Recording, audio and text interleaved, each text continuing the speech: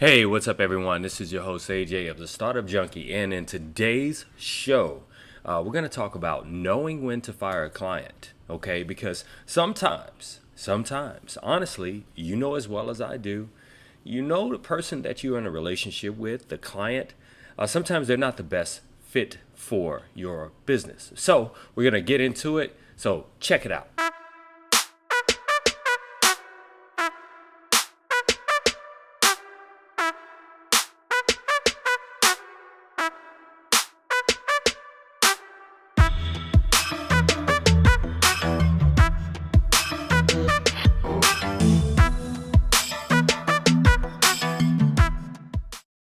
Hey, what's up, everyone? This is your host of the Startup Junkie show, AJ, and welcome.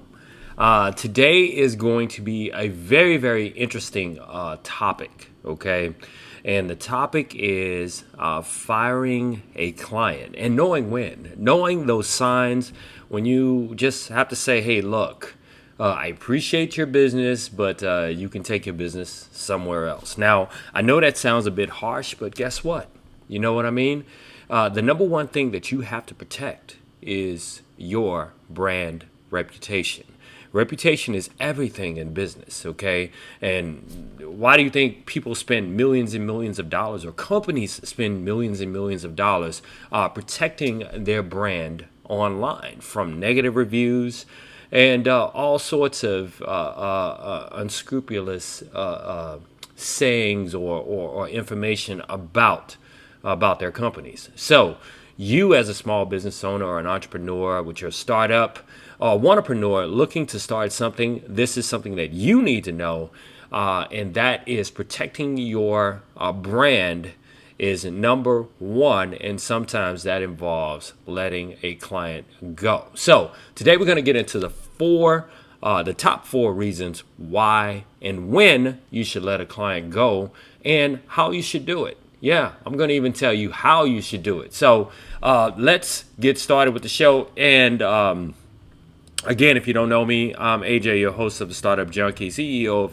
ThinkGrid's Media Winning Verified Company. Not that that means anything to you, but I just thought you should know. And if you like podcasting, listening to podcasting, be sure to check out the Startup Junkie live show on iTunes, iHeartMedia, Spotify, as well as TuneIn, okay, which is you can pick it up through Alexa. You know what I mean? Alexa, Startup Junkie live show, boom, and we're right there for your listening pleasure. Now, also in front of you, I am, sharing with you our social handles. So be sure to like and share this this live show with people you feel like it will resonate with. Someone that might actually need this this advice. Okay, based on my 25 plus years of being in the entrepreneurship game, and also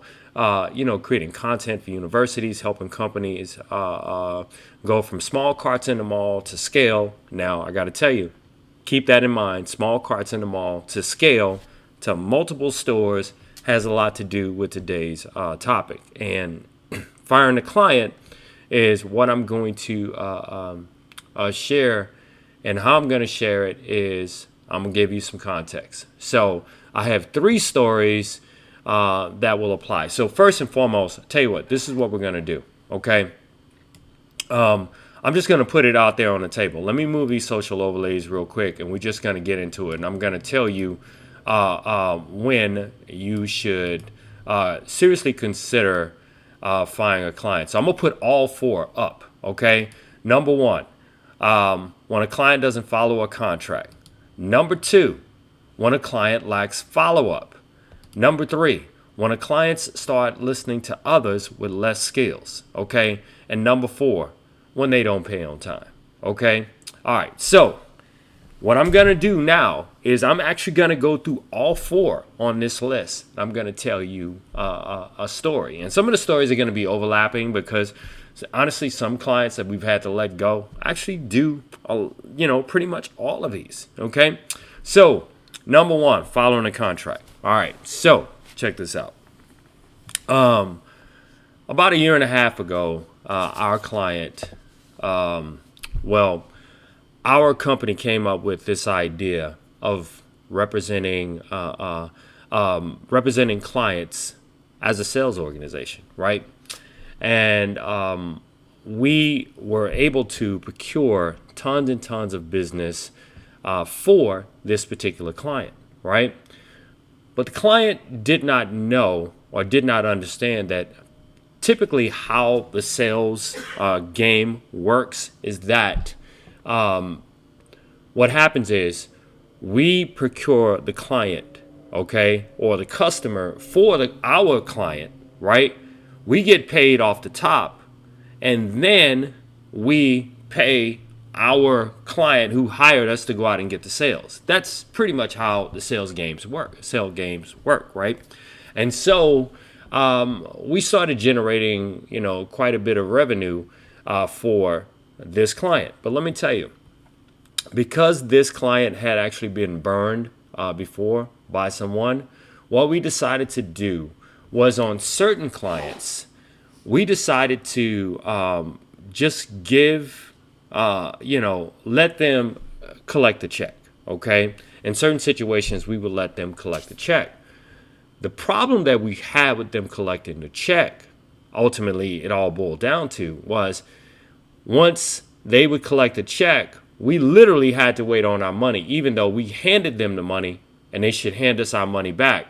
We literally had to wait on our money. And then sometimes when they would write us a check, the check would not clear, which is freaking amazing to me because they had the money. Although our contract specifically said that we get paid once we close the client. So in other words, they weren't really following the contract. And number four, technically they weren't paying us on time because we were supposed to get paid the moment we closed the contract. And so it actually led to a rift in the relationship. Okay, so after some consideration, we decided to kind of let the client go. Right? We decided, it's like, hey, look, we have all this business that we've closed for you. We've put all this money on the table, money that you wouldn't have never had in the first place. And so we feel that because you can't pay us on time, and then sometimes when you do pay us on time, the check doesn't clear, that we got to let you go. And, and so they're looking at us as if we're the enemy or the culprit here. But honestly, you owe us money still on contracts. So we had to let the client go. So what is the lesson here? The lesson to you as an entrepreneur, when people that you deal with, clients that you deal with, don't follow contracts, which, by the way, you should always get a contract. When they don't follow contracts, you have to let them go. You know why? Because one, every business knows that cash flow, the money that's coming in, that actually helps your business sustain and survive and scale. If that money's not coming in a timely fashion based on the contracts that you have out there, you really don't have a business. So anyone that interrupts, and when I say anyone, I'm talking about a client, anyone that interrupts the flow, your cash flow, then you got to let them go. It's a simple rule. They interrupt your cash flow, you got to let them go. You know what I mean? So I'm saying to you as an entrepreneur, never do business with someone, a client that does not follow contracts. But get a contract, because in case you have to get litigious, you have to take them to court to get your money, you have to sue them, you have to order audits of their books. You have to do all those different things in order to get your money. Then what you have to stand on is that contract. So never do business with a client or fire a client that is currently not following their contract to a T. Okay? But make sure you have a contract. So that's number one we covered. Number two is lack of follow-up. Okay. Now, remember I said, it's all about brand reputation. It's all about you protecting your most precious asset. Besides time, Brand reputation is everything. Brand reputation is how you get referrals. Brand reputation is how you establish yourself as a leader in an industry. Or, even if that industry is local, this is how you get business, and this is how you survive, and this is how you stay in business. Okay, so lack of follow-up. Here's a story. I get people quite a bit that I do business with, and some I don't. Okay, and I'm going to give you two scenarios here. It's still one story, but two scenarios. People that I don't do business with are the people that I've put in my time, my most precious commodity, put in my time to put together, say, a scope of work for them. And I send it out to them, and maybe they can't even acknowledge that they got it. Even if I reached out to them more than one time, I know that they are the type of people that will, because they like follow-up, will probably not follow a contract, will probably not pay me on time. So I don't do business with them. So lack of follow-up and protecting your brand, okay, your brand reputation. If you have a client currently, right, that they've hired you, and you're doing your best, whatever your business is, you're doing your best to deliver to them any project on time and under budget, and you basically living up to or beyond the means of your contract, because you're really going the extra mile for the client, because you want the client to have that added value, that delivered added value. But maybe they don't follow up on an email, or maybe you've missed a deadline because they didn't follow up with you. And then they have the nerve to actually be upset with you over something that they didn't do. Okay. In business, we call that reframing. They like to cast the blame on someone else. So they reframe the situation and cast the blame on other people. Then guess what? If you have that type of client, then you might really need to consider firing that client. And I'm going to tell you why. Because when a client, or just human nature, people tend to blame others for their lack, okay, for their lack of follow-up, for their lack of taking action, for their inability to do what needs to be done at the time that it needs to be done. Okay, so if you are dealing with someone like that as a client, then you definitely need to let them go. You want to know why? Because if they lack follow-up and something doesn't happen because they didn't do something, but then they cast the blame on you, then guess what? Then your brand reputation, again, that most precious commodity, that most precious asset that will actually help your business sustain, is in jeopardy. So you have to protect your brand.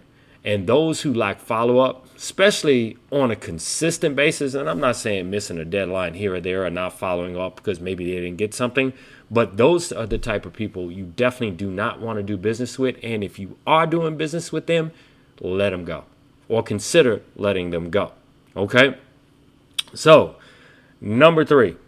Now, number 3 is very special to me because remember earlier I talked about taking a small cart in the mall to multiple stores or scaled.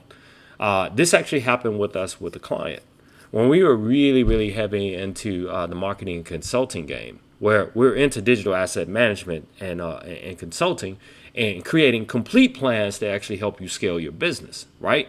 So we're any and everything and all things digital that actually help you leverage technology to grow your business. That is what we do. Okay, that is what we do. It's just that simple. However, just like many of us who run social media marketing agencies, many of us who run advertising agencies, we were heavy in that game, and we were in that game for over 20 years, right? Tons of experience, run agencies, purchasing billboards, cable, television, in multiple markets. That was our game, okay? So once we actually had a client that was an herbal client, right? And the herbal client had very, very humble beginnings. Started off small cart in the mall.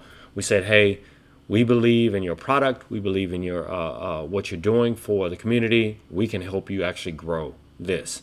We won't charge very much up front. However, as you scale and you begin to grow, do know that the price will increase. Okay. And they were like, okay, fine. I need help. Boom. Right. So fast forward 5 years later, now they have multiple locations. Right. They're selling online. Everything is beautiful. And in walks someone from a radio station, a Spanish-speaking radio station, whom we said you should not place any ads on that station. Why? Because one, it's not your market. Two, hell, you don't even have people inside of your business that really speak Spanish fluently enough to even take those type of calls, right? So the person that came in, the account executive from the radio station was 102.9 FM. And if you know anything about Hispanic radio, 102.9 FM is like the numero uno. It is to the Hispanic market what Magic 102 is to the adult contemporary urban market, what 97.9 The Box is to the young hip hop urban market here in Houston, Texas. So it's absolutely fantastic radio station. However, nothing wrong with the radio station, but there's a whole lot wrong with the matching of or what they call segmentation. In other words, if this market is primarily Hispanic, why would you, and you're an African American owned business, but you feel like you need to tap into the Hispanic market, but you don't have anyone in your business that speaks Spanish on a consistent basis, working 9 to 5, why would you spend X amount of dollars on this station? So basically what the account executive did was walk into the store, held hands with the owner of the business, prayed, and I'm not being sacrilegious. I'm just telling you what happened. Okay. Prayed with the person and convinced them to spend $6,000. It was all a sales tactical ploy. It really was. And then once commercials started running on the Hispanic station, they were getting no calls. And the calls that they did get, it was all in Spanish. And they could not handle it. So they came to us and said, hey, can you save this? Now, here's the thing about radio, okay? Once you spend your money on radio, there's no refunds. The only time you get a refund is like maybe when, air spots, commercials that run on the radio do not run. Maybe you'll get a refund from that. Okay. But here's a side note. You probably noticed in your time of listening to radio on this earth. Okay. You've probably heard, the Father's Day sale or Memorial Day sale or Happy Mother's Day sale, right? After those holidays, because radio don't want to give you your money back. So, and that was the situation here. So, the client actually ended up blaming us, even though we told the client not to run advertising on that radio station, right? And so we realized that the client wasn't listening to us. They listened to someone with less expertise, which was basically an account executive who had a financial benefit